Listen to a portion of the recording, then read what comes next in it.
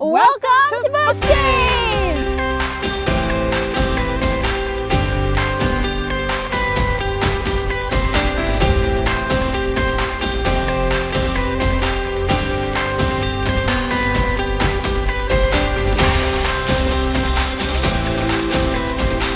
The book of the day is Hello Lighthouse, written and illustrated by Sophie Blackall.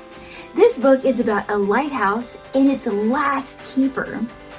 In the story, we get to see what it's like to live and work inside a lighthouse amidst all the events of the ocean. It's an epic adventure that you won't want to miss. Find it at your local library or bookstore today.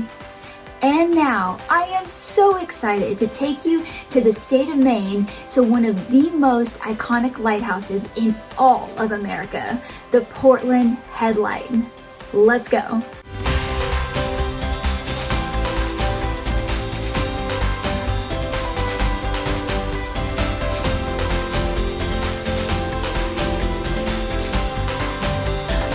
So excited. Today I am in Portland, Maine at the amazing Portland Headlight, and I'm joined today with Kassi Kincaid, director of the Portland Headlight, who is gonna just give us an incredible experience today, even behind the scenes. Kassi, inside the lighthouse, are you excited? I'm excited to have you here. We're welcoming of all guests that come to the town of Cape Elizabeth and visit our Portland Headlight. This has been a dream of mine for years, and I've traveled 2,000 miles to experience this today. So thank you so much for making this happen. You're welcome. Let's go.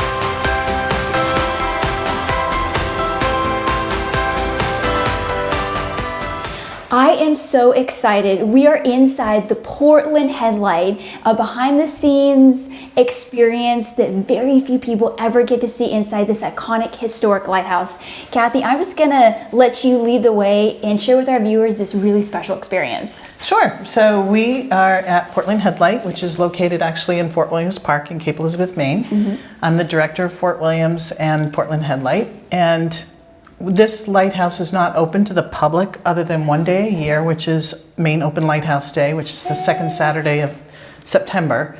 And so this is a very special thing for us to have you here and filming. So welcome. I'm excited. Thank you so much for making this possible for me and our viewers. Sure. Great.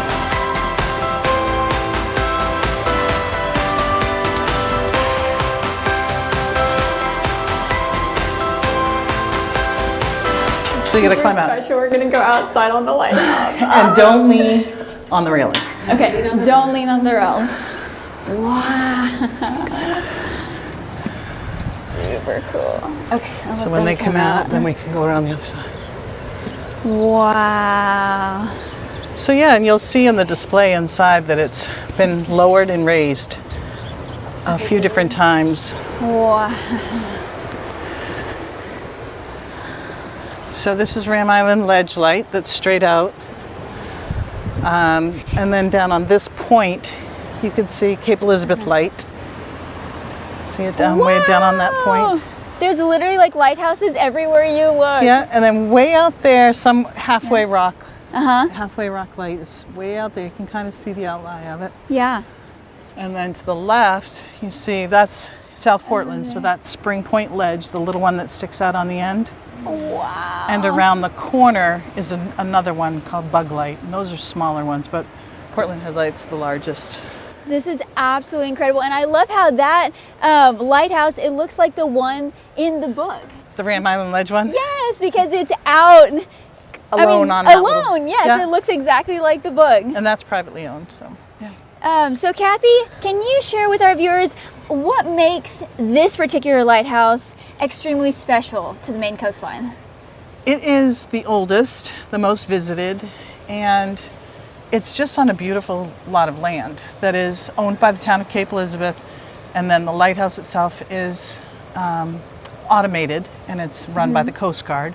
And it was in 1989 it became fully automated, but the last lighthouse keeper lived in the house in 1986, I believe, was when their last assignment was here. So there was always somebody here, and they used to have to, long ago, actually climb the stairs, and it was run by oil, and it had to be cleaned regularly. And they imagine going up those stairs, and they had to clean it. Yeah, exactly. They had to clean it. So now it's all fully automated, but the Coast Guard does come, and that's why we don't have it open to the general public all the time, because it is an active aid to navigation still. It's a working out one. And just from my little research, this is like stepping back in American history. Is that correct? Yes, yes. I mean, you figure it came in 1791 and has been here guiding people, and there's shipwrecks that have taken place, and you'll see one of them written on the rocks over on this side right here. It was a Christmas Eve shipwreck that happened. Wow. And there's a long history of families and lighthouse keepers that have taken care of it, and we developed the museum. Jeannie Gross was big in helping develop the museum and make it so that people, when they come to see, can find out all the history of the park. Wow. And it was commissioned by George Washington Commissioned himself. by George Washington, yes. Isn't that crazy? It goes back to the first president of our nation. Yeah. That is so cool. It's like one of his projects, and it still stands today. Why do you think it's one of the most photographed lighthouses in, well, Maine and maybe America? Yeah, it's a beautiful place. It photographs very, very well. People have a lot of, the upkeep of the park has made it such a welcoming space, and we have the cliff walk, which people can walk all along and have such a nice view of it from different angles. And you see the ocean, and you see the ships coming in. And so I just think it's just a beautiful place to take a picture, and it's everywhere. We have them in our museum. People, you see it on ads for people all the time. They use this as the place in Maine to identify Maine, so it's beautiful. It is. And for any of our viewers, what would you recommend experiencing here if they visit the Portland Headlight in this gorgeous part of Maine? Come to Cape Elizabeth, come to the park and walk around. It's a beautiful place. There's old forts that some have been taken down for safety reasons. There used to be tunnels all through this. I grew up in Cape Elizabeth. We used to come here and go through it all.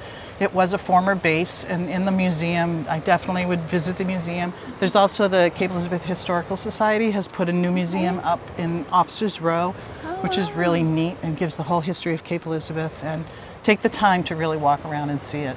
And I think you'll go away very pleased with what you see. Rain or shine, it's a beautiful place. Sometimes people come and it's very cloudy and it's overcast, and it's like, well, that's what lighthouses are for. So you're seeing it in its need, and that's what's neat too. Absolutely. And what's like the one lesson we could take away, or like thing we can remember about lighthouses in general? How needed they are, and how still, even with all of the radar and everything that people use in these ships that come in, there's still a need for the light to identify where the rocks are and where the coast is, and it's just very much a part of the Maine coast. You'll see them all along the coast. There's lighthouses, all here and then up down east as well. I love that. Something that was needed in the past that we use in the present, and that it continues into the future. It's something that connects us all.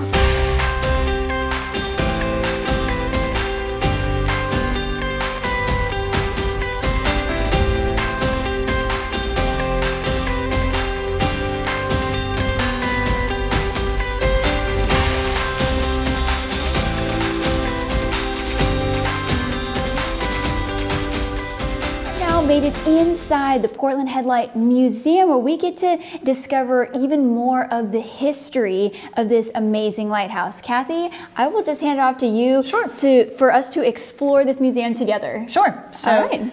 This is the entranceway, obviously, and it does tell any guests that this is an active aid to navigation, and that's why the lighthouse tower is not open. Oh, wow. And then it goes through different rooms. So if we go this way, this display is remarkable, and it tells of how the lighthouse started in 1791, and then how it's changed through the years, and a little bit of history as to why it changed, and then as of 1891, it is what it is as it stands today. Wow. Which is a beautiful display. So it actually changed height? It changed heights a couple different times, and they didn't feel that it was needed to be as high as it was for the navigational purposes, but then ships that were coming in were confusing it with lights along the coastline. So they lowered it, then they highered it, then they lowered it, and then they determined that it did need to be visual to ships coming in the harbor. So that's where it stands today. That is so interesting. I didn't even know that was like a thing. You could like shorten in lighthouses. Exactly. And they couldn't make up their mind, so they went up and down. Wow. And then this is the view. This is a beautiful Wow. view of Portland Harbor. Yes. And this was from 1855, but it tells about the different parts of the harbor that you would go into Portland today, and some, like Commercial Street is still there, the State Street Church, and the Portland Observatory, which is, you can climb to the top of that on Munjoy Hill and see all of the coast. So it's really beautiful. This is a gorgeous depiction of like what the setting would be back in the day. Correct. Yes. Because, like you said, it was made in like the 1700s, late 1700s. So, man, you really had to put on your shoes to go back in history. Yeah, exactly. For this lighthouse.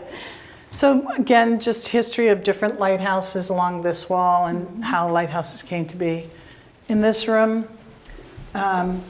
they talk about Henry Longfellow, who wrote a poem, The Lighthouse. Yes. And that's there for everybody to read and view and see how he played. And he was from Portland, Maine, so that was helpful. Wow. This is a second order lens that was actually a Fresnel lens that was actually in the Portland headlight. And you see how large they used to be. And when you went up there, you saw how much smaller they are now. Wow. So why did they change it out? Was it just age or technology? I think technology got Both? better. Yes. This was there between 1865 and 1883, and again from 1885 to 1958. Wow. And it's glass, you said? Yes. So we have made it into the room talking about the light keepers, and the book The Lighthouse focuses around the light keeper of the lighthouse. Okay. And his whole family and his job there.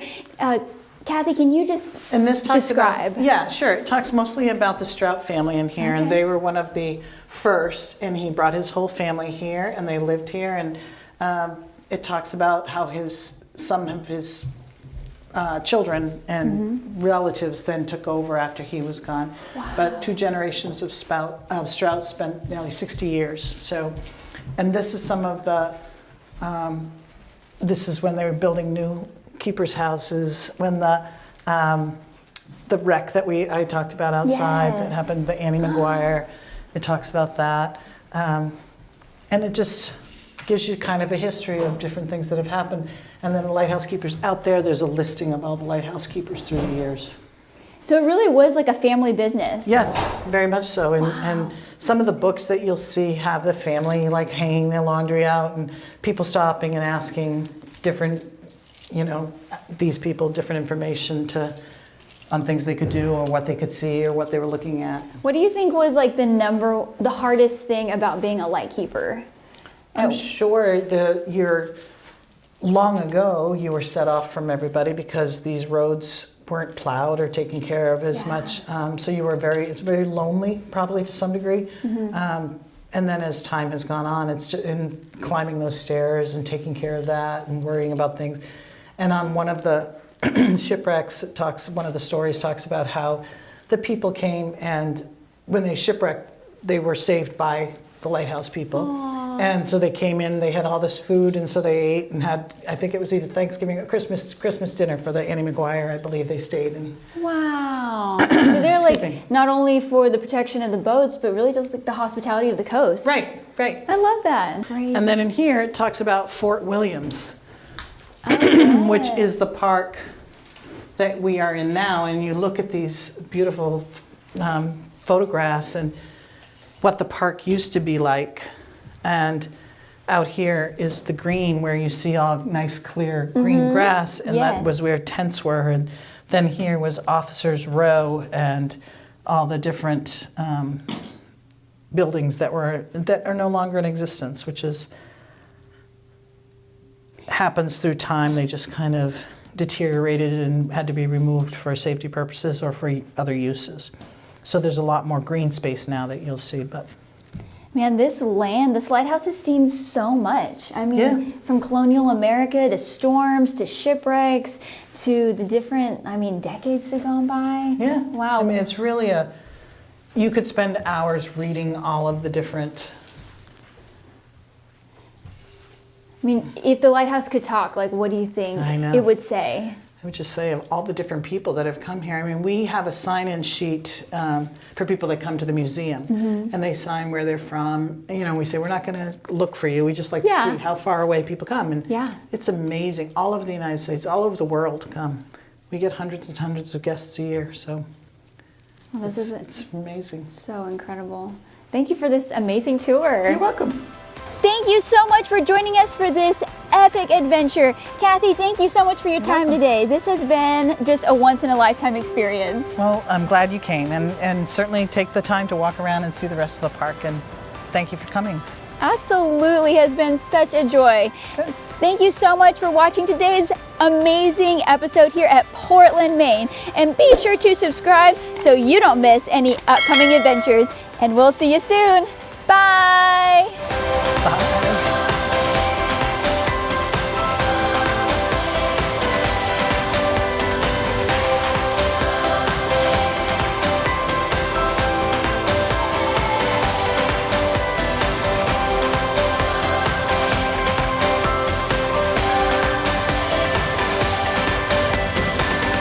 Want more book days? Well, the adventure has only begun. Check out these episodes and be sure to subscribe so you don't miss any of our upcoming adventures.